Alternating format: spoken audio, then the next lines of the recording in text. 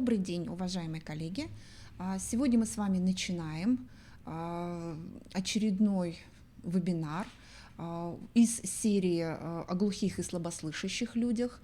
Сегодня мы с вами поговорим о кохлеарной имплантации, поскольку в последнее время достаточно это распространенная такая специфическая операция, которая делается деткам в раннем возрасте для того, чтобы ребенок впоследствии мог обучаться в более комфортных условиях. Более подробно сегодня о этом виде вам расскажет Есева Валентина Ивановна, педагог-дефектолог из СКАШи номер 4 города Сыктывкара. Будьте добры, пожалуйста.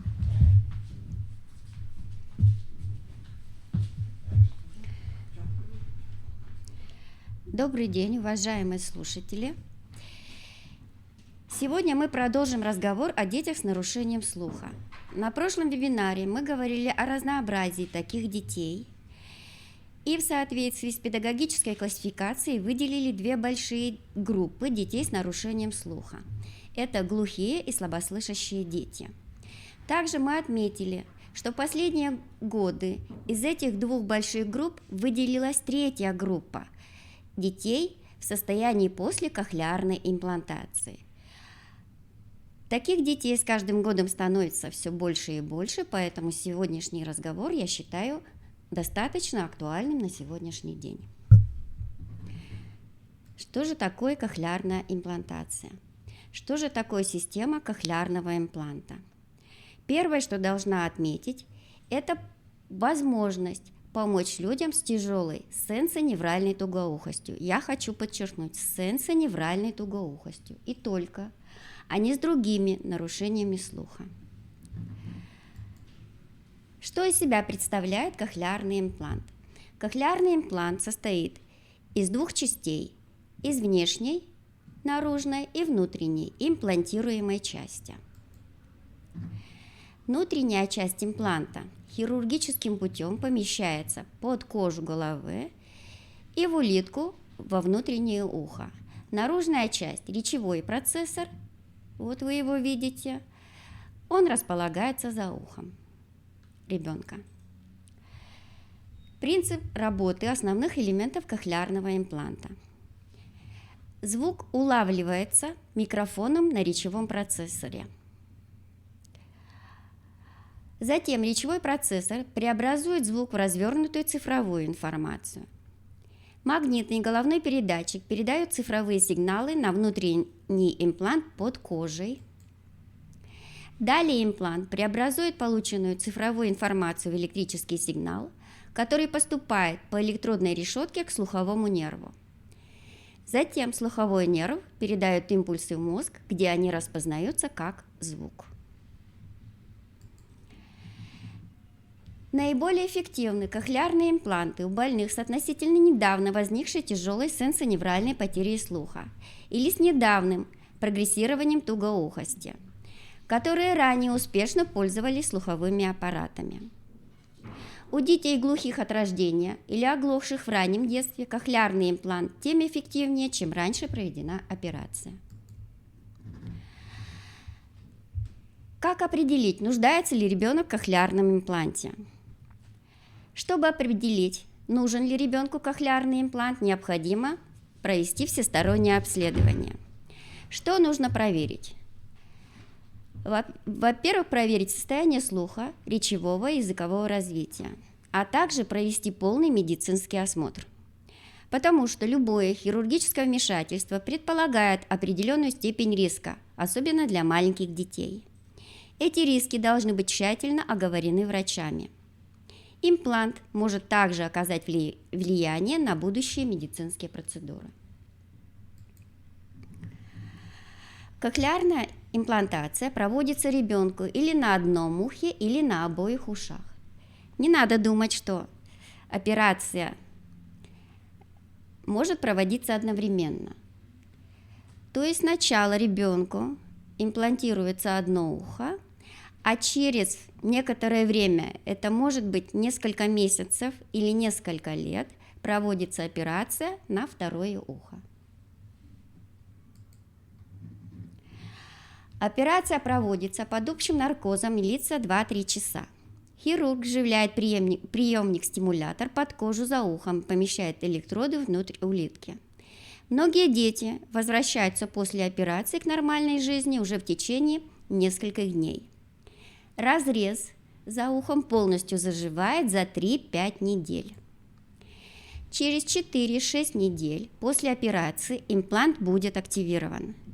Этот процесс займет 1-2 дня и не обеспечит моментального возвращения слуха.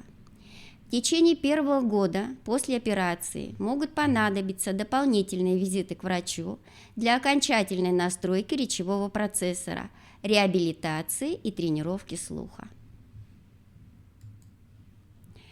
Операция – это только первая ступень. Основная задача, которая стоит перед нами, как перед педагогами, научить ребенка слышать. После операции необходимы систематические реабилитационные занятия с имплантированными детьми.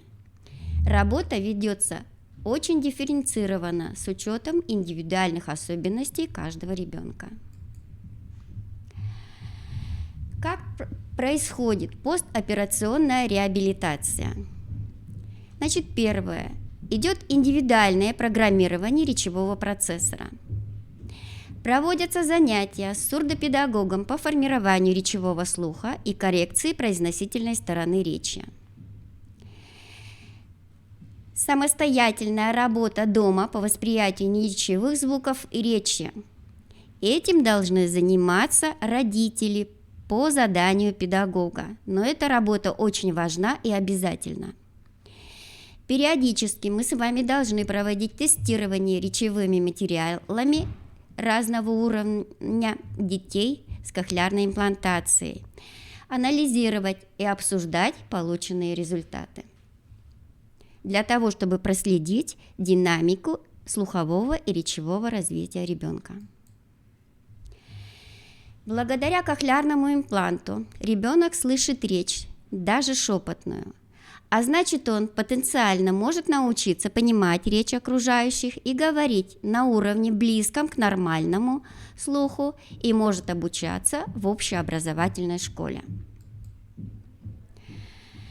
Слух ребенка с имплантом приближается к норме. Если процессор правильно настроен, ребенок слышит все звуки речи на расстоянии 4-6 метров.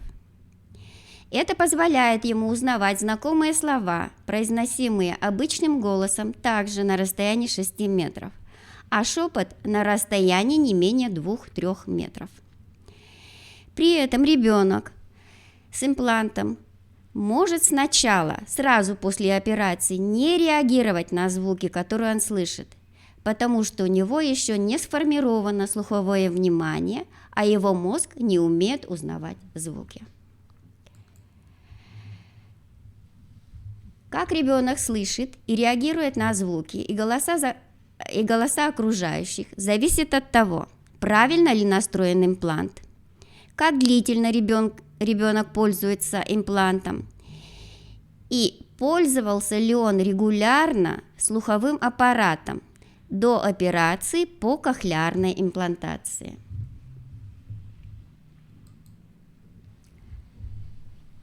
Какие изменения в поведении ребенка мы не можем ожидать в начальный период использования кохлеарного импланта?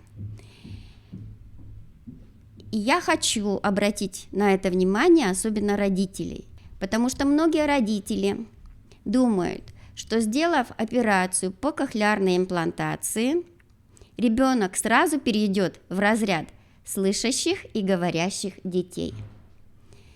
Однако ребенок после операции не будет сразу говорить разборчиво, не будет понимать речь говорящих с ним взрослых и детей, не только знакомых, но и незнакомых в классе, на перемене, на улице, в магазинах и прочих местах, где многолюдно.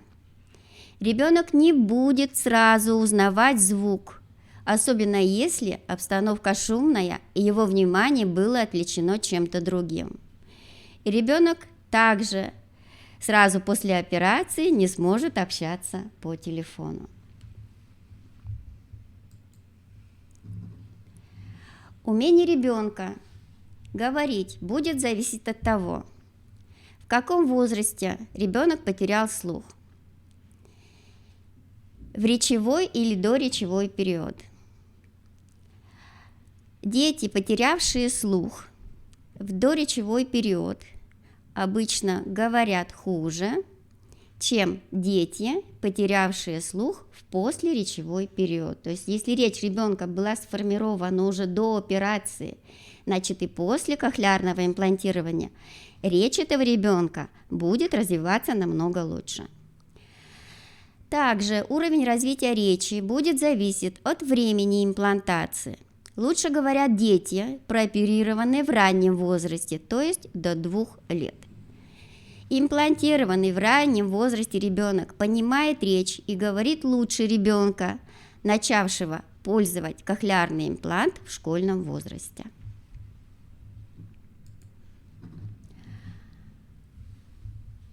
Также уровень развития речи будет зависеть от возраста, в котором ребенок начал постоянно использовать слуховые аппараты и заниматься с сурдопедагогом. У детей, которые начали заниматься в возрасте до года, речь намного лучше. От методики коррекционной работы, которая использовалась сурдопедагогом для занятий с ребенком. От наличия у ребенка дополнительных речевых и других нарушений, которые имеются у части детей с кохлеарными имплантами. Сейчас среди детей с нарушением слуха стало очень много детей со сложной структурой дефекта. То есть кроме нарушения слуха у этих детей имеются нарушения интеллекта, нарушения зрения, сопутствующие соматические заболевания.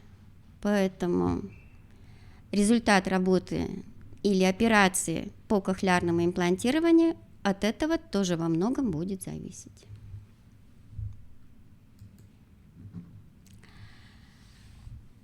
Как изменится поведение ребенка в начальный этап использования кохлеарного импланта? На начальном этапе ребенок будет осознавать, что он слышит больше звуков и что они отличаются от тех, которые он слышал раньше со слуховым аппаратом. Он лучше будет слышать свой голос и речь, будет учиться слышать различия между знакомыми и незнакомыми звуками. Он будет чаще пользоваться голосом и речью для общения.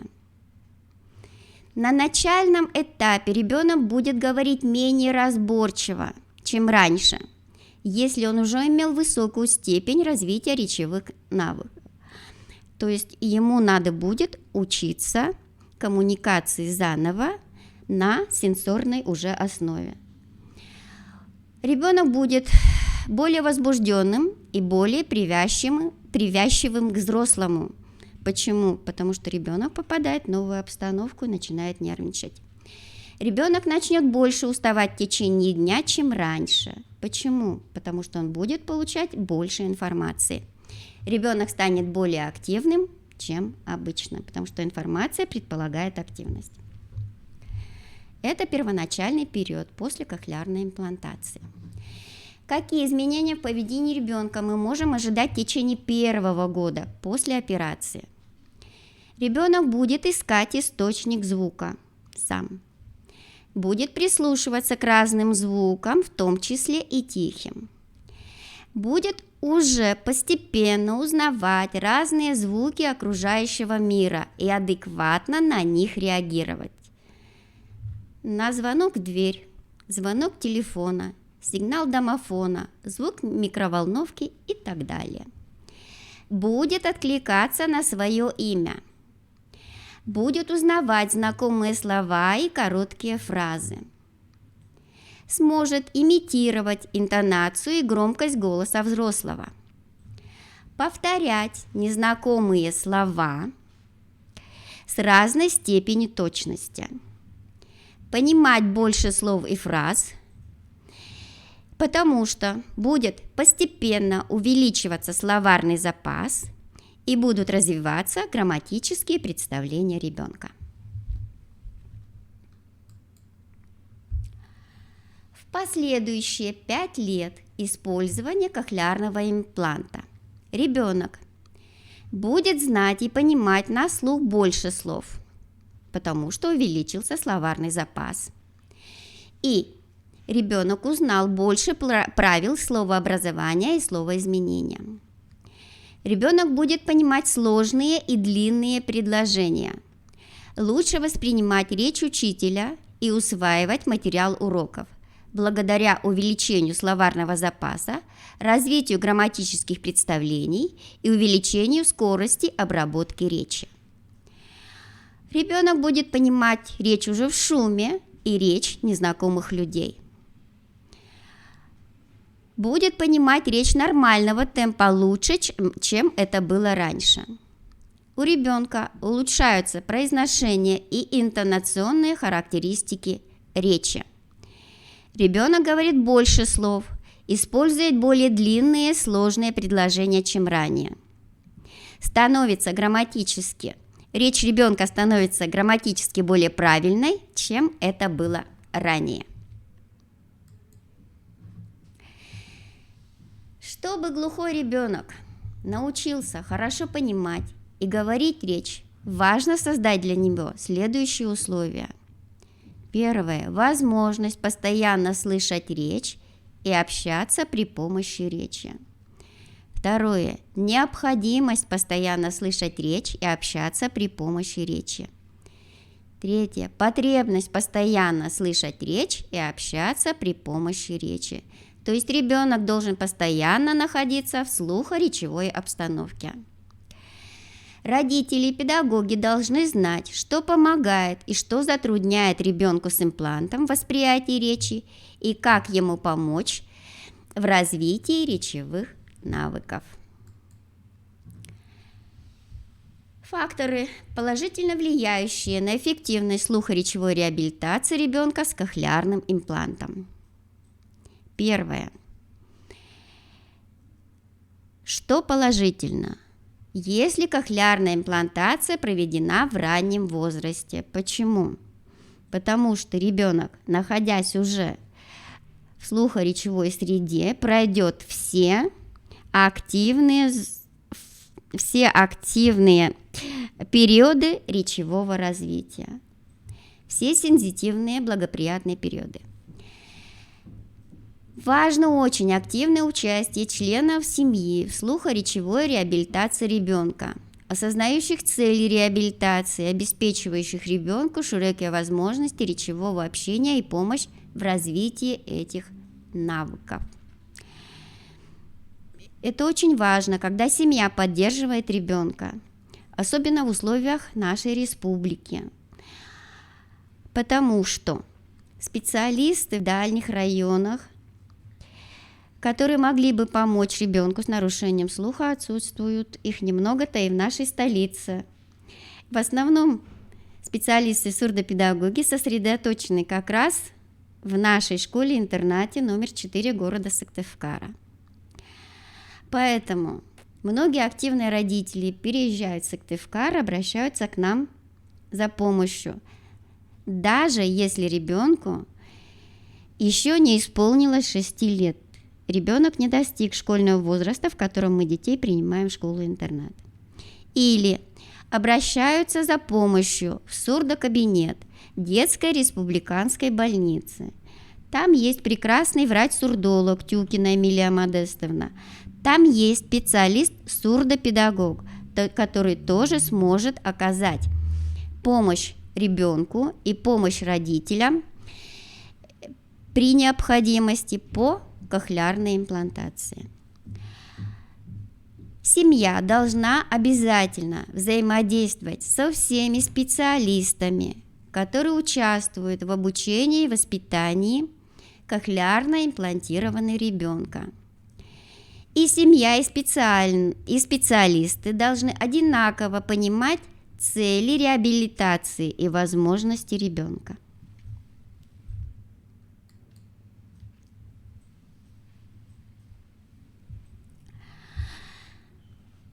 При этом динамика развития ребенка, особенно его речевого развития, должны постоянно контролироваться и анализироваться, и оцениваться специалистами, и эти результаты должны доводиться до родителей обязательно. И педагоги должны поддерживать родителей в их выборе способа общения с ребенком, придавая важнейшее значение развитию ребенка словарного запаса и знаний грамматики.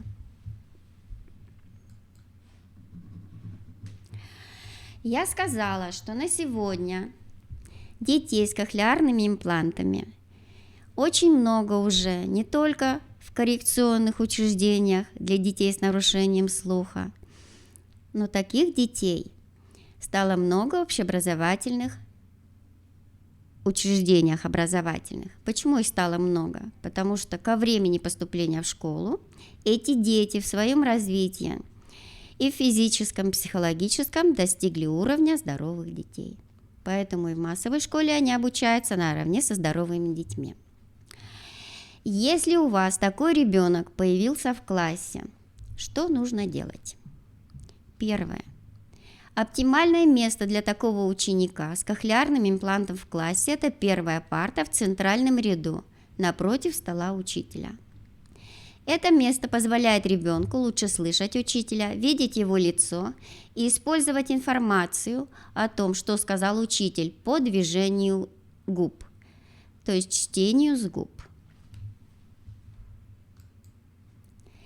Если нет возможности посадить ребенка за первую парту перед столом учителя, то его можно посадить за первую парту в боковом ряду.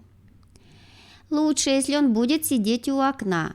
В этом случае ему также хорошо будет видно лицо учителя. Однако, следует обратить внимание на то, является ли окно источником шума. Если от окна с улицы идет шум, то предпочтение следует отдать второй парте посередине класса. Важно также учитывать, с какой стороны у ребенка кохлеарный имплант. Он должен быть обращен в сторону учителя. Детей, которые носят на одном ухе имплант, а на другом слуховой аппарат, также лучше посадить так, чтобы кохлеарный имплант был на стороне, обращенной к учителю.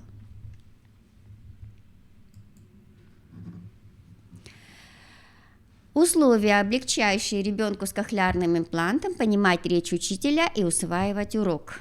Какие они должны быть? Детям легче понимать речь других и усваивать материал урока при соблюдении следующих условий. Если в помещении отсутствуют фоновые шумы или они сведены к минимуму. Второе условие: в помещении стены и пол покрыты материалами, поглощающими звук. Ковровые покрытия на полу, занавески на окнах и так далее. О ковровых покрытиях мы говорить, конечно, не будем, потому что в соответствии с санпинами никаких ковровых покрытий в классах, в школах не должно быть. Ребенок с имплантом будет чувствовать себя комфортнее, если одноклассники его будут говорить по одному и не будут перебивать друг друга. Если перед выполнением задания учитель будет давать инструкцию ребенку, когда в классе будет тихо. И если учитель будет говорить четко, не быстро, не длинными предложениями.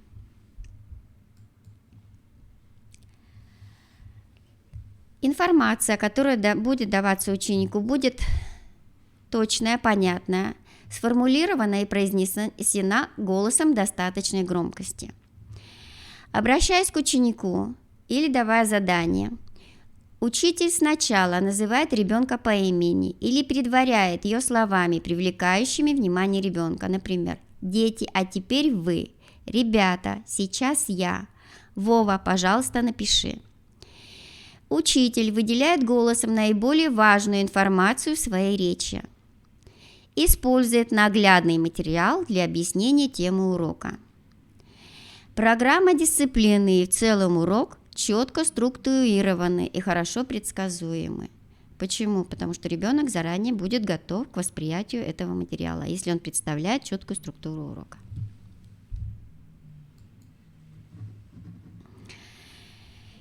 Кроме этого, речь учителя должна быть четкая, внятная, потому что недостаточно четкая или невнятная речь, тихая, быстрая, существенно будут затруднять понимание учеником с имплантом того, о чем говорит учитель. И последнее. Что будет входить в понятие «успешная реабилитация ребенка с кохлеарным имплантом»? Часто родители и педагоги успешно реабилитированным считают ребенка, который научился понимать речь и говорить на уровне ребенка с нормальным слухом. И действительно, многие дети-кохлеарники мало отличаются от своих слышащих сверстников. Они хорошо говорят и учатся в массовой школе. Но, к сожалению, часть детей не может научиться понимать речь и слышать так же хорошо, как обычные дети. Но даже при этом условии ребенок кохлеарно имплантированный начинает слышать окружающие звуки и адекватно на них реагировать. Он постепенно научается понимать обиходные фразы и говорить. Родители и педагоги замечают, что поведение ребенка становится более управляемым. С ним гораздо легче общаться, и его легче учить. Даже при том условии, что он не достиг уровня здорового сверстника. Важно также, что со временем число слов, которые ребенок понимает и сам использует при речевом общении, постоянно увеличивается. Благодаря этому улучшается качество жизни не только ребенка, но и семьи в целом. Поэтому под успешной реабилитацией мы будем понимать то, что ребенок значительно продвинулся в своем слуховом, речевом и общем развитии, в адаптации к жизни в обществе по сравнению с тем, что было до имплантации. То есть мы не можем сравнивать ребенка с нарушением слуха с кем-то с другим, пусть даже с таким же ребенком с нарушением слуха. Каждый ребенок индивидуален, и динамику мы можем только определять по начальному этапу его развития при обучении и воспитании. Все, спасибо за внимание.